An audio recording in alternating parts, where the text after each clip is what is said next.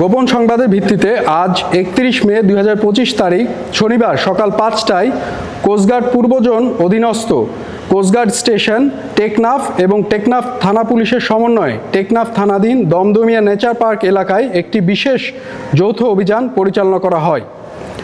অভিযান পরিচালনাকালীন নেচার পার্কের ভিতরে একটি পুকুরে ঘণ্টাব্যাপী তল্লাশি চালিয়ে অভিনব কায়দায় ডুবন্ত অবস্থায় একটি বস্তা শনাক্ত করা হয়।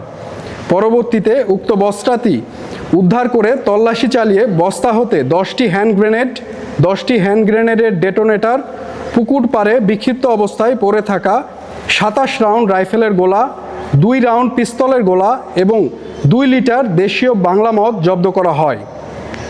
অভিযান চলাকালীন যৌথ বাহিনীর উপস্থিতি টের পেয়ে বিস্ফোরক পাচারকারীরা পালিয়ে যাওয়ায় কাউকে আটক করা সম্ভব হয়নি।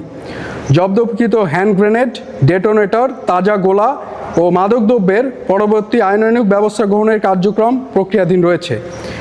দেশের আইন শৃঙ্খলা পরিস্থিতি স্থিতিশীল রাখতে বাংলাদেশ কোস্টগার্ড 24 ঘন্টা টহল জারি রেখেছে, যার মাধ্যমে কোস্টগার্ডের আওতাধীন উপকূলীয় ও নদী তীরবর্তী অঞ্চলে আইন শৃঙ্খলা পরিস্থিতি ও সকল ধরনের পাচার রোধে অনেকাংশে উন্নত হয়েছে। অবৈধ বিস্ফোরক ও মাদকদ্রব্য পাচার রোধকল্পে বাংলাদেশ কোস্টগার্ড কর্তৃক ভবিষ্যতেও এ ধরনের অভিযান অব্যাহত থাকবে।